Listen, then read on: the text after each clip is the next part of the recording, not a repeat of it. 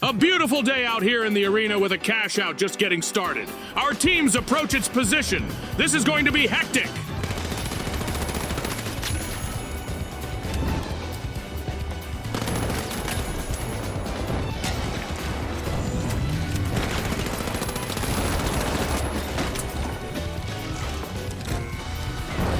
Oh no! Cash out dropped right from underneath the ultra rares. The ultra rares steal the cash out, but are now facing opposition from the mighty.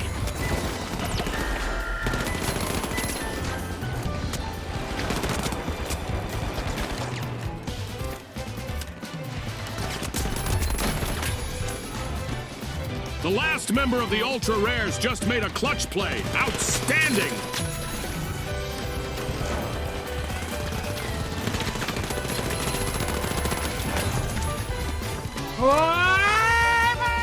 I'm on fire! Yeah! You're perfect. Thank you!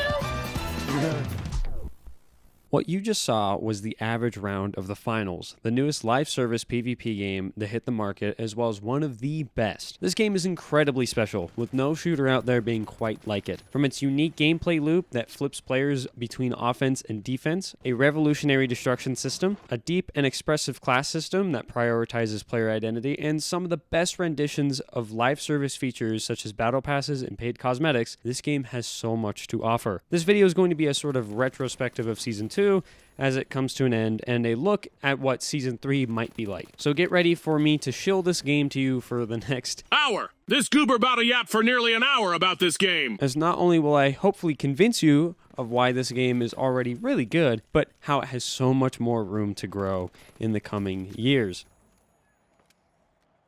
The Finals is a 3v3 v3v3 class-based arena shooter with revives and respawns where the main objective is to accrue money through obtaining and cashing out vaults at cash-out stations. Other teams will attempt to steal these vaults and cash-outs, with the one to hold the cash-out by the end of its completion receiving all the money that the vault contained. The team with the most money by the end of the match wins. Each team is comprised of 3 players that can play 3 different classes: light, medium, or heavy. Light is the quick entry fragger of the classes, having the fastest movement speed and the lowest health. Insert light getting sneezed on here.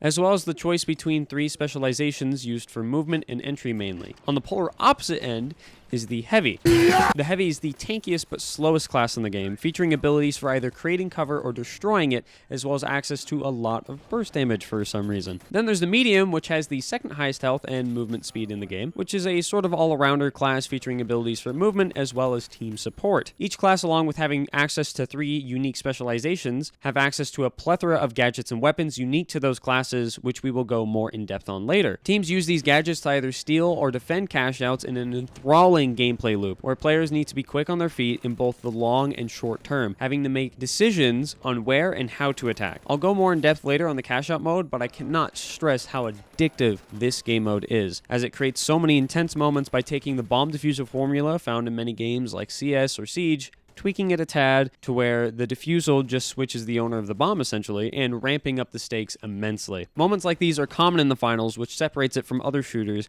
where these moments just aren't as common. Another unique aspect of the finals is its destruction system. Almost everything in the finals is destructive. You can turn entire buildings into rubble in seconds, creating very dynamic gameplay. This plays a huge role in the attacking and defending in the game, where rotate creation and breaching is a big part of the executes done by teams. I could keep going on about this, but I'll just show you a clip of an entire building getting destroyed by an elevator, and I think you'll get what I mean.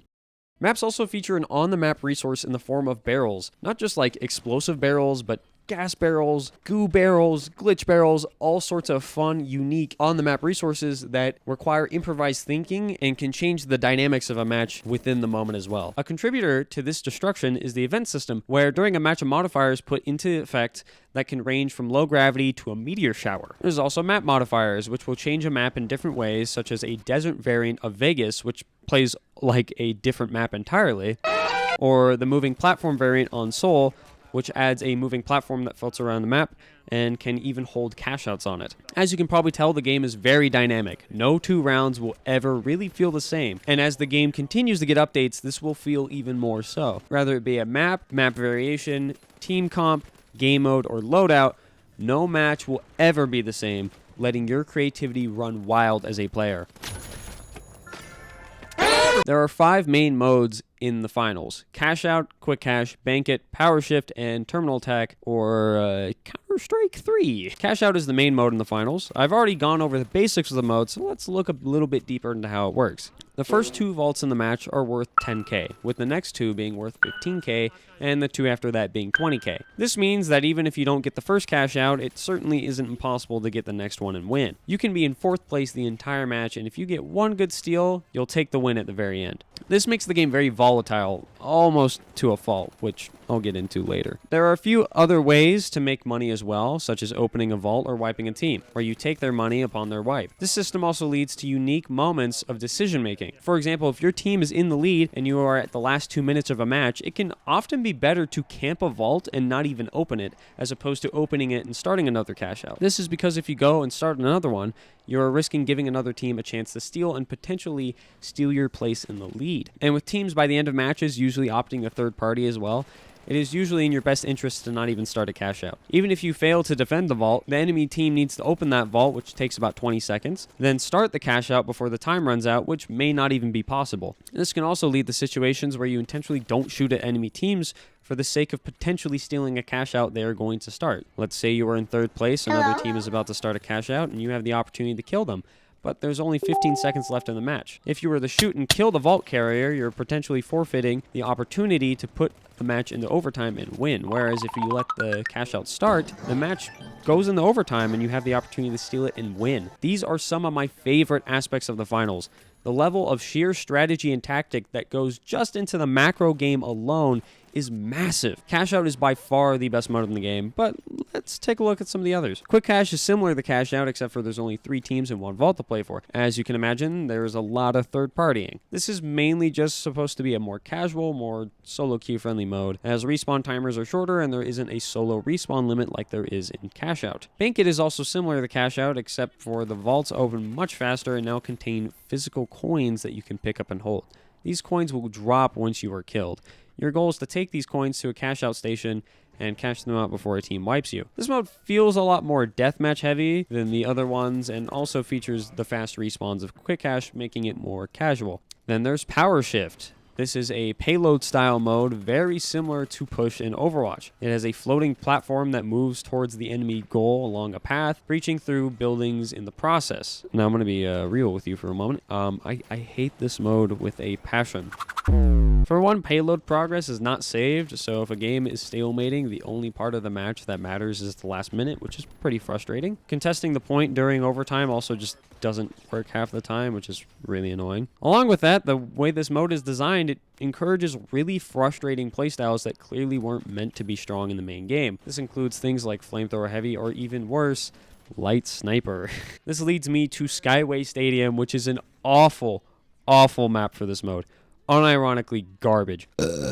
Because of all the high ground in this map being on the outer sides of the map, which is also where players spawn, Sniper is a massive problem on this map with very little counterplay. The respawns in this mode don't help either, with it having a waves respawn system. This means if you were to go kill an enemy sniper, by the time you are back to the point, they likely will have already respawned and are back in that exact same overpowered high ground spot that you killed them in earlier because they spawned there. Why? The other problem with Skyway is both sides of the map are not even in terms of ground given. If you spawn construction, you have 2 cranes to work with for your sniper perch. Meanwhile, if you spawn office, you have the entire office building to use for your sniper perch. The office is the ultimate sniping spot, incredibly hard to contest from both close and afar, as it's only accessible via jump pads and is walled with this weird great wall that can sometimes obscure the sniper glint and obscures parts of the player's hitbox. Why in the world is this map in this mode, and why are the spawns so clearly one-sided? You can't shoot down the office building, you can shoot down the cranes, and the cranes are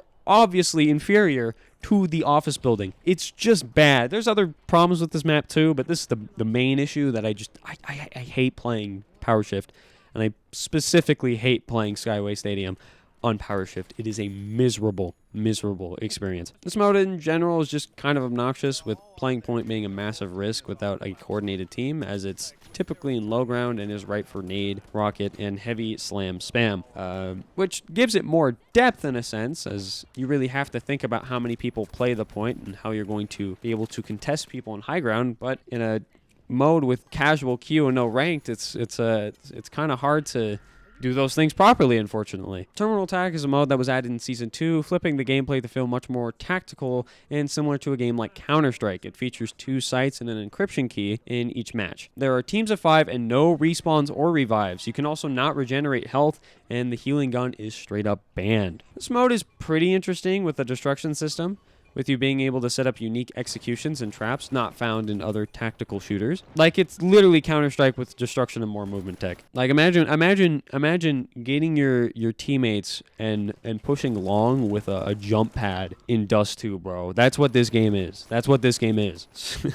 This mode is also set to be the ranked mode in Season 3, which we will touch more on later. These are the 5 main modes, but there's one mode I have neglected to mention: Ranked. Ranked is the same as Cash Out, except it's now in a tournament-style bracket where the 2 bottom teams in a match are eliminated.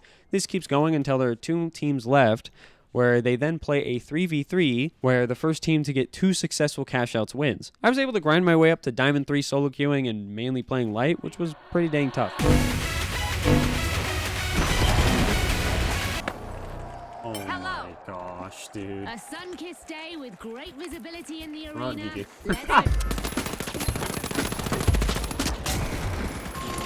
Dude, a teammate at the start of a tournament. What kind of joke is this, man? Are you kidding me?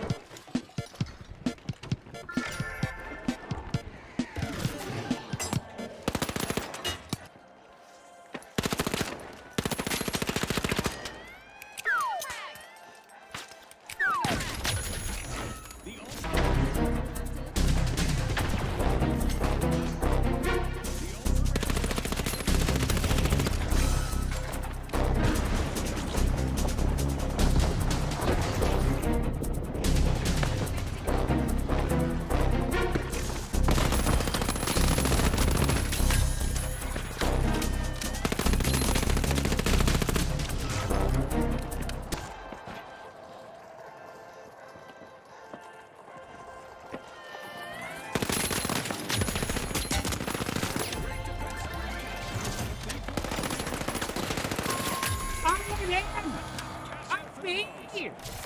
Let's go! Let's go. I did that by myself, man. By myself. Oh! I'm gonna lose the next round, though.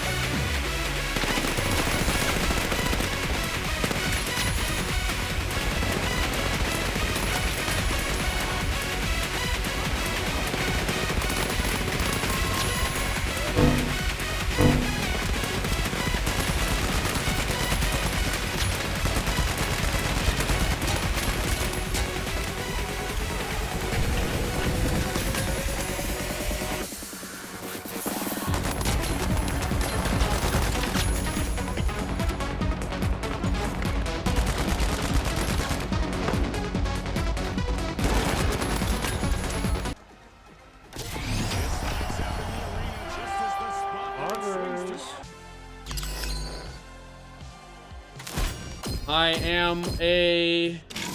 What the f...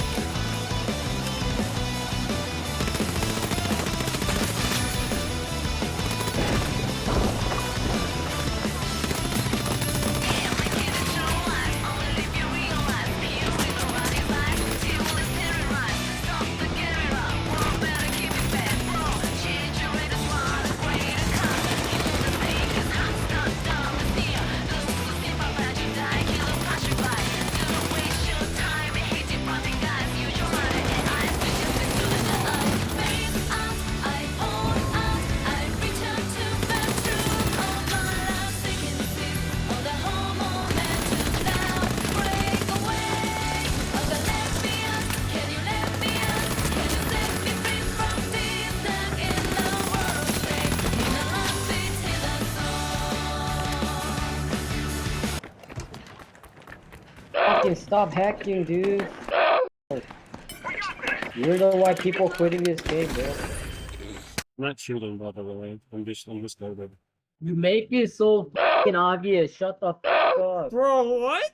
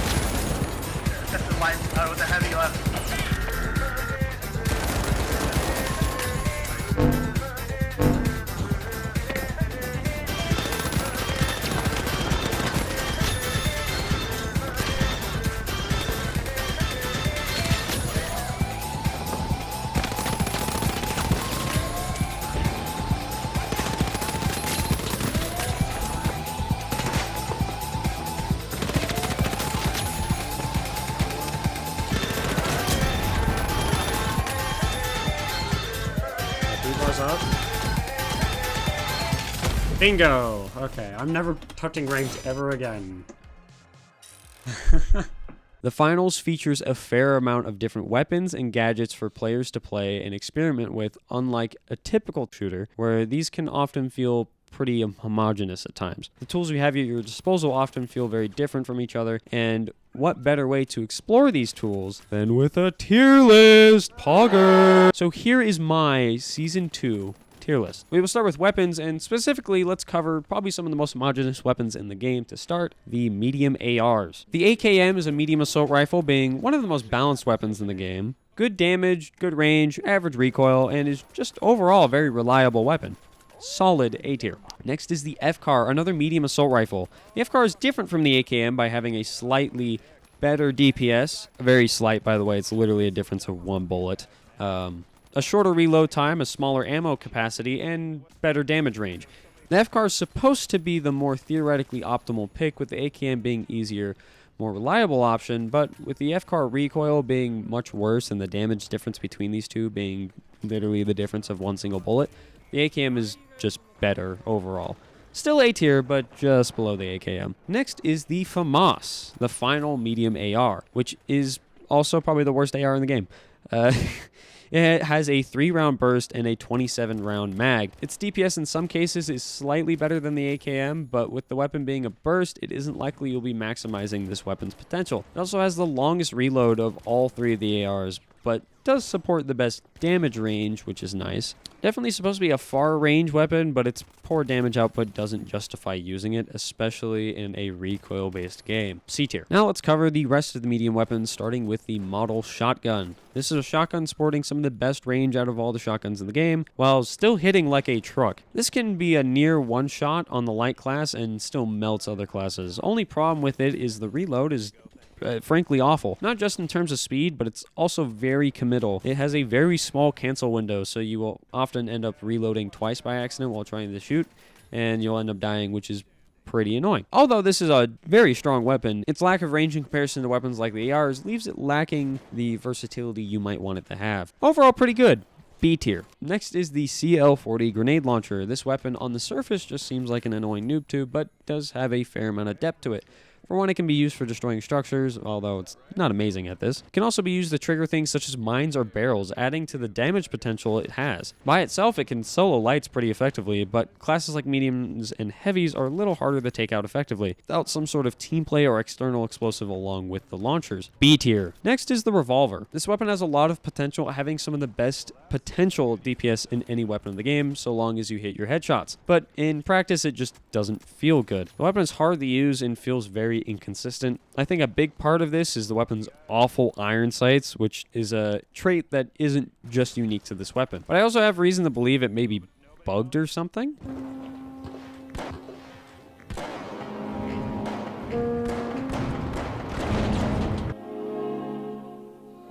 If this weapon were to receive some changes, it could probably be A tier, but for now it's C tier. The final medium weapon we are going to cover is the Riot Shield. This thing is garbage. Probably the worst melee weapon in the game. As it should be. It's not fun to go up against or to use. Basic gist of it is it has a little right click that puts up the shield in front of you so you don't take damage, but your feet are still exposed. The melee swing itself just doesn't do a lot of damage, so don't use this, please. You're obnoxious if you do. You'll often see people pair this up with the Guardian turret, so they at least have some sort of damage, and maybe even like grenades. Regardless, not very effective and still pretty annoying. I don't know why they added that to this game. Embark, please remove. Next, we'll cover the heavy weapons, starting with the M60. The M60 is one of the 2 LMGs in the game, featuring a higher DPS and magazine size than its counterpart. The recoil on this is supposed to be worse than the Lewis guns, but I honestly kind of prefer it. Combined with the RPG, you can effectively solo wipe with the M60 and its massive ammo capacity of 70 bullets. The only real downside to this weapon is using it from farther away is a challenge, as the recoil is pretty sporadic, but regardless, solid A tier. Then there's the Lewis gun, the other LMG. This sports a smaller ammo capacity as well as less DPS with the return benefit of slightly better accuracy. I've seen people use this to beam from far away, but I don't think the DPS trade is worth personally. Still an A tier weapon, sitting just behind the M60. Actually, nah. I don't know. Like there's a lot of people that are like, Lewis gun is better, even at like higher levels of play. But I don't know. I'm kind of an M60 enjoyer. On my list, this is going in B tier. This is B tier. The heavy has access to 2 shotguns, the SA-1216 and the KS-23. The SA-1216 is a semi-auto shotgun with a total capacity of 6 rounds, but it has like a 4-round mini reload in between. This is probably the best shotgun in the game, with a high DPS and level of consistency not found in the other shotguns, as well as other guns in the heavy kit in general. Combined with the mesh shield, this is a pretty potent weapon as it forces opponents to approach you right into the range of your weapon. A tier. Almost S. This is like very close to S tier. Next is the KS-23. The KS-23 is unfortunately not as good as the SA-1216. This is a slug shotgun, being one of the only firearms in the game with bullet travel. This gun does sport some pretty chunky damage, but has a terrible fire rate. It does have a unique trait of being able to damage structures, but it takes a while to open walls with it. If it could open a wall in like 1 or 2 shots, this would instantly become much better. Like, imagine Spleef style shooting a hole below your opponent and then falling through the floor. Overall, really fun weapon, but kind of tough to get mileage out of. C tier. Next is the Sledgehammer, the heavy melee weapon. The Sledgehammer can one-shot lights and clear other classes pretty quickly. By itself, it's not super strong due to the heavy's movement speed, but combined with the Goo Gun's ability to trap players, it becomes an ever-close threat. It also has the ability to destroy walls, which is nice to have, especially when not running rockets or charge and slam. Not meta by many means, but surprisingly strong. C tier. By the way, the tiers are ordered. I don't know if I said that. Tiers are ordered. Next is the heavy grenade launcher. Straight up, dog, this thing is really bad. Unlike the medium grenade launcher that explodes on impact, the MGL-32 has bouncing grenades.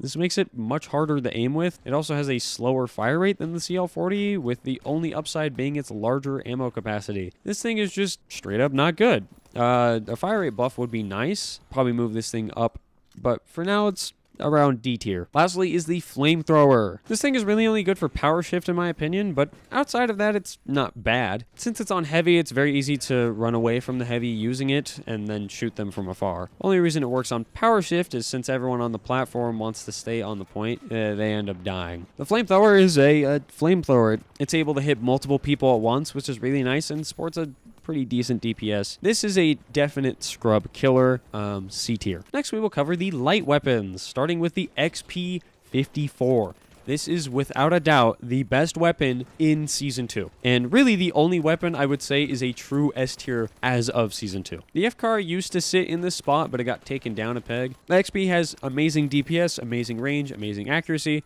It has really everything you need in a weapon. It also doesn't suffer from the terrible iron sight issue, having an ACOG, which is super useful. It can do anything you need it to.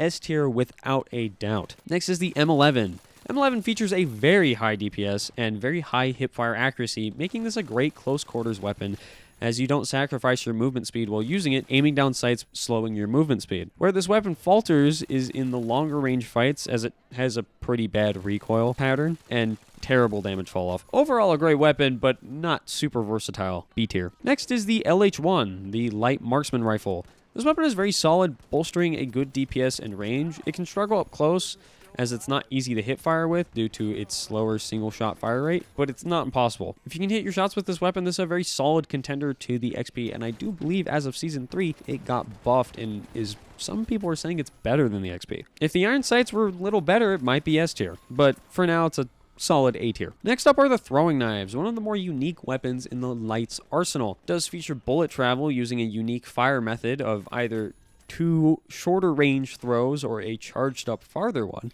It also doesn't need to be reloaded, which is a nice plus. This thing can melt, and I think is particularly good in light duels with their one-shot potential. Overall, a strong weapon and could potentially be meta. B tier. Next is the V9S, a potential top tier. This weapon has the theoretical highest DPS out of not only any light weapon, but any game in the This weapon has the theoretical highest DPS out of not only any light weapon, but any weapon in the game. Problem is you gotta hit your headshots with it, and unfortunately this weapon suffers from a pretty crappy iron sight. It's unfortunately just not practical, and with how precise your aim would need to be for this to be effective, most just opt to use the XP instead. A tier. Next is the 93R. This is a burst pistol and unfortunately suffers from very similar issues to the FAMAS, mainly a very low DPS. Honestly, this is a terrible gun. You really shouldn't use it.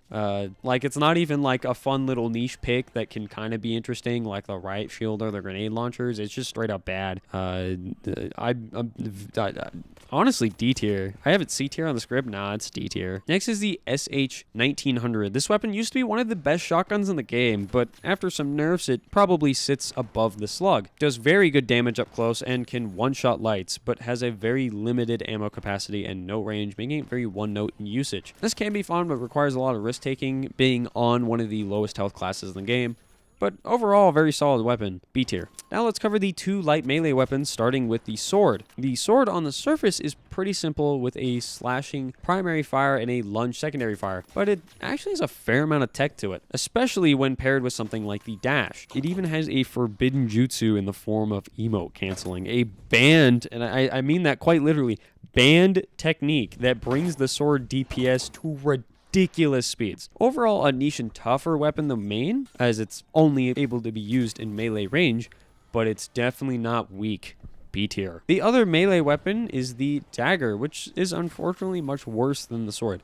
This weapon on paper has probably some of the highest DPS in the game, as it features a backstab mechanic that instantly kills mediums and lights and cripples heavies. Heavily echoes the Spy from TF2. But there are a few big differences that make the dagger feel much worse than the Spy from TF2. For one, invisibility in this game makes a very audible noise and can be partially seen, so it's harder to sneak up on people, and some prefer just to run dash instead of cloak because of that. The backstab also has a charge up, meaning that it doesn't work instantly and gives your opponent time to react. The backstab hitbox also just isn't as generous as the one in TF2, as you'll see here.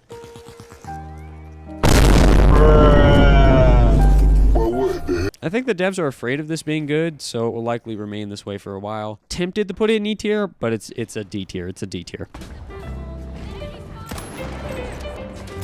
Now let's cover the specializations, which are the defining ability in your loadout. Starting once again with the medium, let's start with the healing gun. This is an instant S tier without a doubt. The ability to heal your teammates means you can take fights more often and take larger risk in those fights, as healing gun allows players to tank bullets. Its cooldown is hard to reach as well, so it's something you won't ever run out of often. By far the best specialization in the game. S tier. Solid S tier, bro. I love heal botting and not actually playing the game. Let's go. Next is the Guardian Turret, a far less meta-defining specialization, but still a good one. This is a placeable sentry. Not much more to say than that. The sentry is much stronger when it's combined with the damage of your primary weapon, as by itself it really can't kill, but when paired with another source of damage, typically being a player, it becomes pretty hard to fight, especially when set up in a crossfire. Solid B tier. The final medium specialization is the Dematerializer. This quite literally just deletes walls. Can also respawn them as well. This can be used to set up interesting traps for your opponent. You can also use it to drop cash outs and lock your opponent out from protecting them. This is an overall very versatile specialization, and even though it does see some use, I actually think it's quite underrated. Very solid for a more offense-focused medium loadout, A tier. Next, we will go over the heavy specializations. First is the Charge and Slam, where the heavy begins full sprinting, being able to bash through walls and other players. You can also use this in the air to slam, doing big AoE damage and destruction. Super fun ability and surprisingly strong with a very short cooldown too, making it very not punishing to use. It is a particularly good source of burst damage and can even be used to chase lights, the fastest class in the game. S tier. Actually S tier. It's broken right now. The second heavy specialization is the Mesh Shield, an Overwatch Reinhardt style shield that your teammates can shoot through. This is a very good defensive tool, but when paired with things like jump pads and zip lines, can even be a very excellent approach tool, being able to cover your teammates as you make aggressive pushes. Dueling heavies who have shotguns paired up with this can be pretty tough, as they will hold up their shield until you get up close and then proceed to just melt your HP. Overall really strong, does get countered by glitch nades pretty hard, but still very solid A tier. The final heavy specialization is the Goo Gun.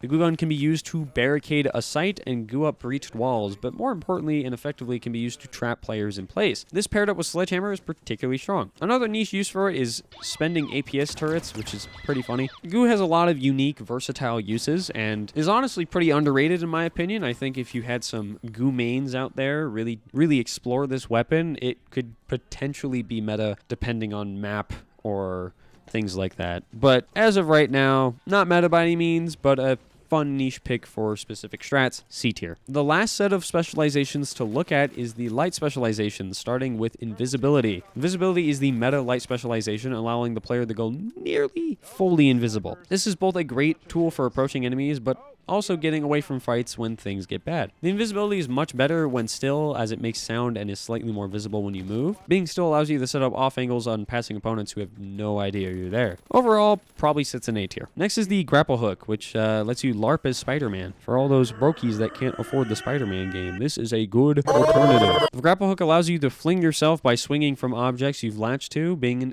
excellent movement tool. It unfortunately doesn't see as much play compared to the invis due to it being more committal in comparison, but also being in the same game as the medium zipline. And with light also having access to gateway, there's not a ton of incentive to bring this. B tier. The final specialization for the light is the dash. This specialization grants the player a Doom Eternal style dash. You'll typically see this paired up with melee weapons or other close range weapons like the double barrel to make more close range engagements more favorable. It can also be used for movement to cross gaps and increase jump pad speed. This too is overshadowed by the invis, unfortunately. One thing invis has over both of these specializations is the increased survivability you have running it, which light struggles with, only having 150 HP. Odd thought, but what if we made the dash jump cancelable like the dashing in Ultra Kill? I think this would be really cool actually, as you would be able to use the momentum to bunny hop, which as a Quake player would be, I would main this, like immediately. I would run this every game, so I could just bunny hop down Vegas like a monster and get to the other side of the map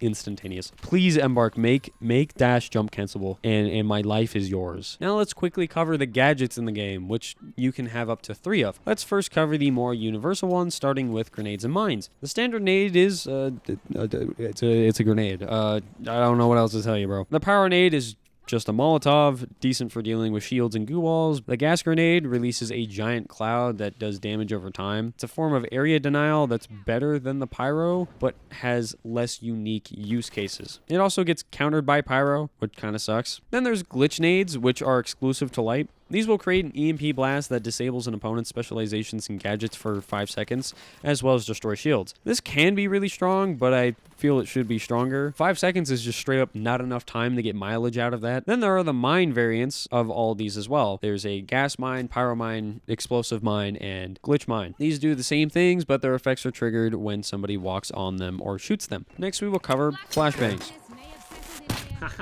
Okay, that's C tier. Here are C4 and breaching charges. These are both remote explosives that are detonated with a right click. The C4 has a bigger blast than the breach charge, but does less damage. You used to have 2 charges on the C4, but I think they nerfed it, which is pretty sad. Overall, these are both C tier. Next is the rocket launcher, a heavy exclusive gadget and probably one of the best in the game. Can do up to 140 damage, which is literally 90% a light's HP in one hit with splash damage. It also has pretty good destruction, but you're mainly going to be using this for its damage. This is the best source of burst damage for a heavy and can change the tide of a fight in an instant. This is incredibly strong. S tier. S tier. Next up is the anti-grav cube, another heavy specific gadget. This one creates an anti-gravity zone that moves players upwards. Main use for this is for denying cash out steals, but can also be pretty good for moving the cash out into more easily defendable positions. B tier, but season 3 it's going to be like probably C or D tier even. Next we will cover barricades, a surprisingly versatile tool. These aren't only good for cover, but are an efficient blockade for doorways, and unlike goo, these are very chunky and soak up lots of damage. Probably some of the most efficient cover in the game. Not much more to say about that, they're good. A tier. Another form of cover is the dome shield, a round mesh dome that soaks up bullets and that your teammates can shoot through. Main use for this is steal defense, as it covers above, but is also just a solid piece of quick cover that allows you to fight back while being protected. What are the more versatile tools in the game? A tier.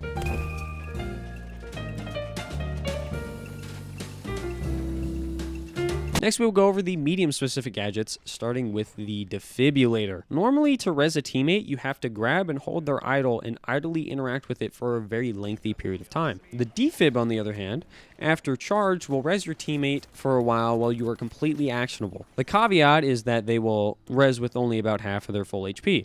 This is an incredibly strong form of sustain, with one good defib being able to change the tide of a fight from a fair one to a pretty unfair one pretty quickly. S tier. Next is the APS turret. This is your standard trophy system, destroying grenades as well as rockets and goo. It does break after destroying 3 projectiles, so it can't just inhale everything with no consequence. But it can essentially be bandit tricked, where if you pick it up before it's destroyed and place it again, it will have all of its charges back. Solid tool with a lot of depth. A tier. Jump pads are one of the best movement tools in the game. These are great for doing coordinated group pushes on the teams with high ground, reversing the tables, and potentially forcing the enemy team to forfeit the ground they have or die. It also has a ton of depth, with you being able to place it on slanted surfaces to change the trajectory the pad has. Super strong and deep gadget.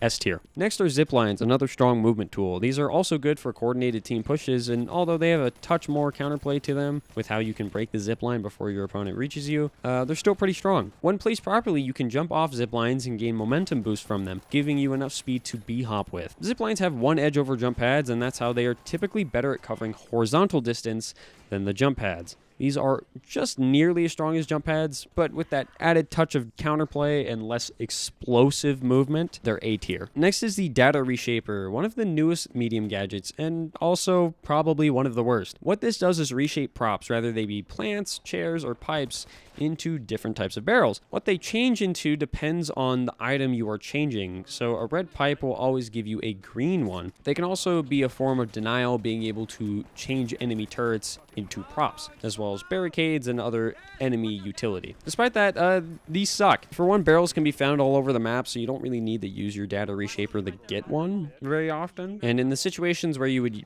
be using these for denial, you can more often than not just shoot the enemy gadget anyway.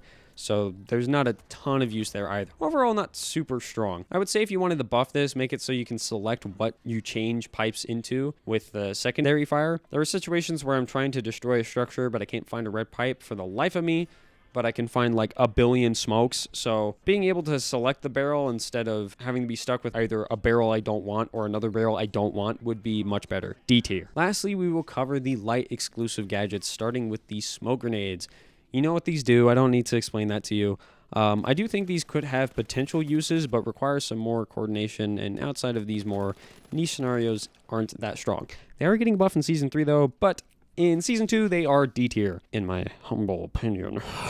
Next is the sonar grenade. This will send out a signal that pings enemy locations within a certain distance. This can be pretty strong, but is lacking in range, so it can really only be used to cover like 2 floors of a building. Overall, the information you get from it can be useful when pushing certain locations, but requires a little coordination, and I would argue just isn't worth using a lot of the time. Lower B tier, B tier. The Vanish Bomb cloaks you and your teammates with the invisibility the light has as a specialization. This is essentially a worse invis as it makes a very loud noise when it is used, as well as leaves fairy dust behind where it impacted. No reason to use this unless you want to pair it with a different specialization and still have invis. B tier. The stun gun is a one-use taser that partially immobilizes enemies. This used to be a much stronger tool before the nerf that game ended it like the finals was an analog horror.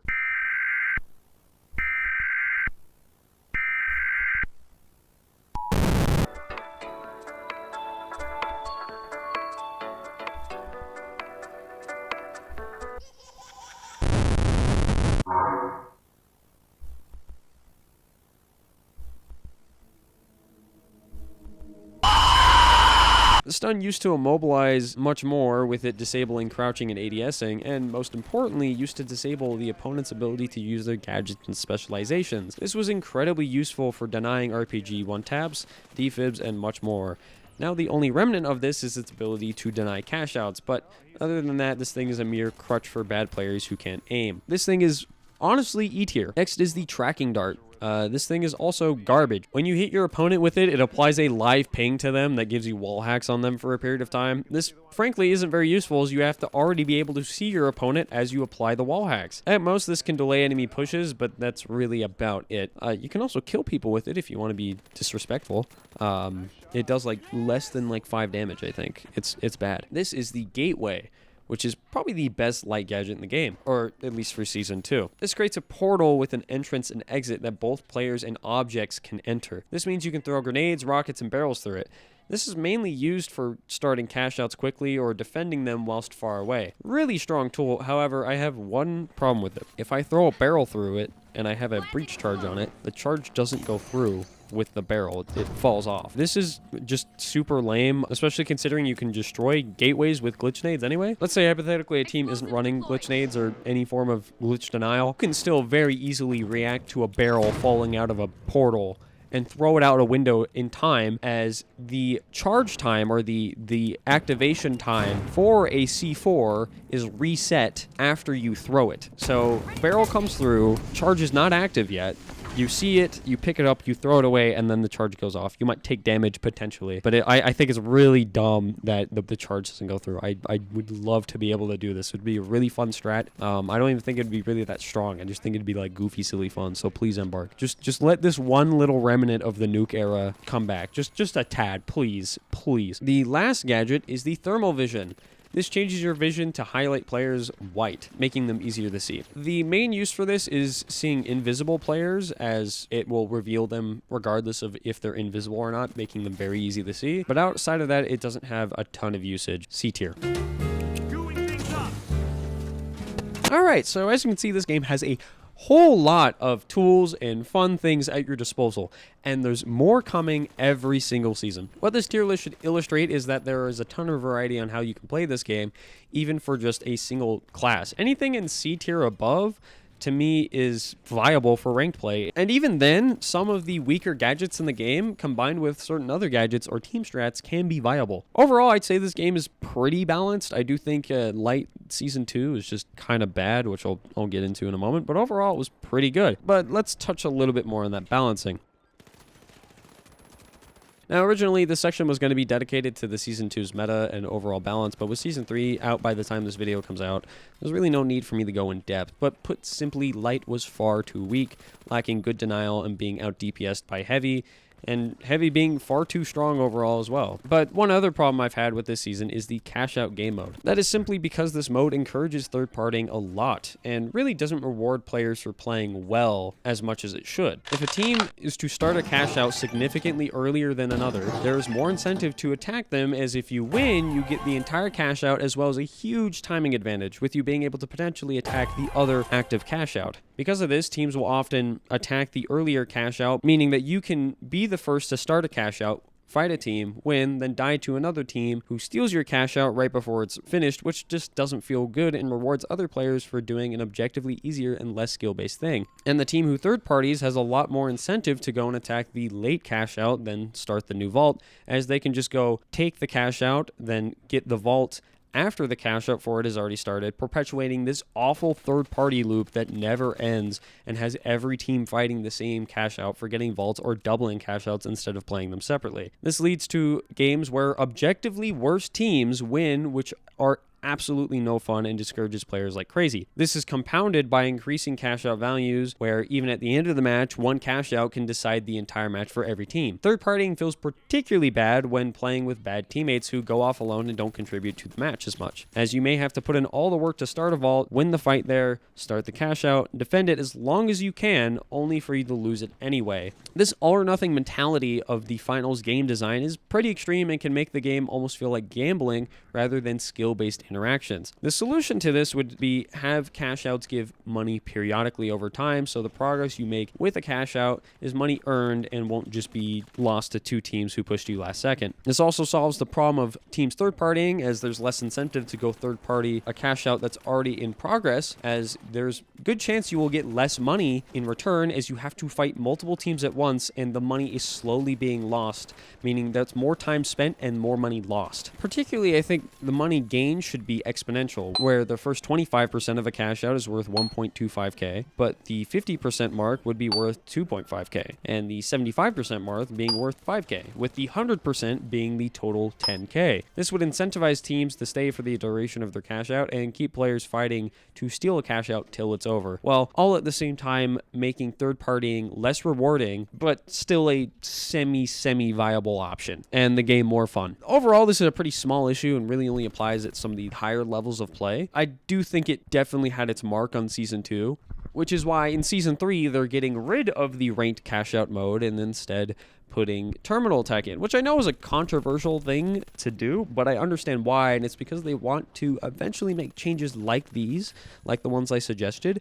for cash out, which will probably happen not even next season, but in the middle of this season. As the devs have stated themselves, they plan on making changes to cash out to make it more competitive. It is the flagship main experience of the finals and will always be, which is why they've added the new World Tour mode, which looks super fun to play. So, is the finals the best modern FPS game? Not yet. The game is definitely experiencing some growing pains, whether it be the cash out problems or the balancing issues, but it is, particularly in concept, much more interesting than any shooter out there right now. And compared to other shooters out there, the game deals with its issues much better than a lot of other AAA shooters out here. Like, look at Siege, look at Apex, look at Counter-Strike 2. This game has had far more developer support than any of these games. The dev team behind the finals and Bar Studios are super transparent with the community and are actively making a huge effort to make this game the best they can. This game has a crazy amount of potential and is only going to grow more from here, with Season 3 being a huge step up from the previous season. Overall, I think Season 3 was a step in the right direction. They addressed some balancing issues, such as Light having pretty low survivability, since they added a quicker health regen on Light, which is a very, very nice change. They made a lot of other stuff that just wasn't viable, such as glitch traps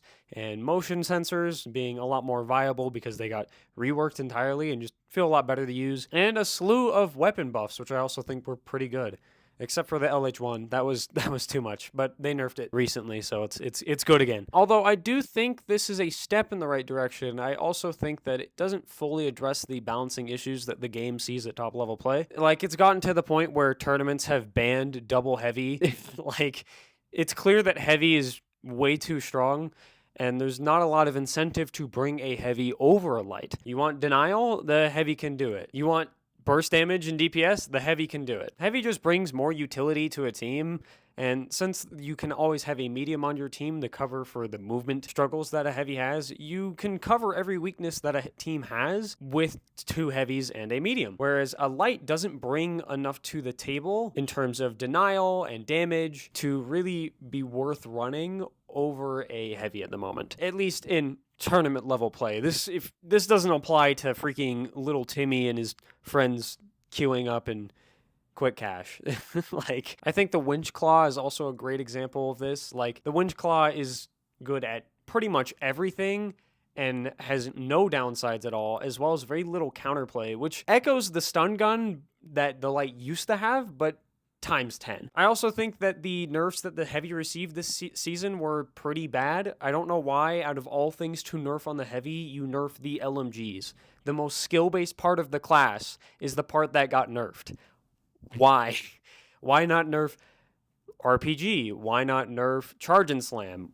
Like, out of everything you nerf, you choose to nerf the skill-based part of the class, which in my opinion is just silly. I liked using the LMGs a lot, so for them to get nerfed was a kick in the balls. I don't play any terminal attack, and I'm not going to, but I really hope that the developers don't balance around that mode rather than cash out. It doesn't sound like they're going to, but some changes that they made recently, the sonar grenades, were a little bit weird because it's like sonar's not really that good in cash out, but it seems really strong in terminal attack. So for them to nerf it was a bit of an odd decision in my opinion. Other than that, everything this season feels better. Skill-based matchmaking is a lot better as well. Like, playing World Tour is so nice because I know I'm playing with people who are at my skill level, which I can't really say for both ranked and as well normal modes in the previous season. Which, by the way, to anybody who complains about skill-based matchmaking, you are actually stupid. Skill-based matchmaking makes a much better gaming environment for everybody involved. Like, imagine wanting to play people who are worse than you. You're a pussy. You're a loser. You're weak. I was gonna write a section on the cosmetics, but I'll just show you a montage instead.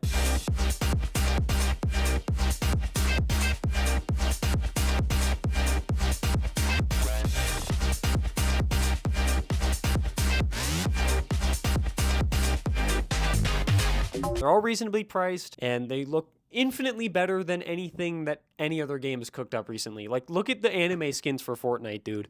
That looks like garbage. And then you've got this game cooking up one of the most beautifully cel-shaded skins of all time. This game really has it all. But that's about it. There's my Season 2 retrospective and my overall look at the finals. I genuinely think this is probably one of my favorite shooters. This game is so fun, and I know that I will almost always be playing it because it's got so much room to grow, and it's never gonna get old. It's never gonna get old, and it just feels so good. The gunplay, the core mechanics, they feel so good, and I cannot name another game besides like Quake that has felt this good to play in decades, man. In decades. Every other shooter, I've got my problems with it. This game, except for like balancing, which is just something that every game struggles with, this game is amazing. Please, please, please, please. If you have a computer that can run this game, or a system that can run this game, play it. And really dig deep into it. Dig deep into it. And I promise you, you will find enjoyment in this game. It is so, so good. Thank you, Embark, for making this game. Please keep supporting it. Keep on doing stuff. I may not like your balancing philosophies over there. Some are a bit sus. This is by far one of the best shooters I've played, and I know as time goes on, it'll get better. So thank you, Embark, for making this game. This is a gift to the world. Thank you all for watching. I have an update video coming soon regarding the status of this channel, so stay tuned for that. It's pretty important, at least if you care about the channel. Go watch more Skeleblood. Thank you.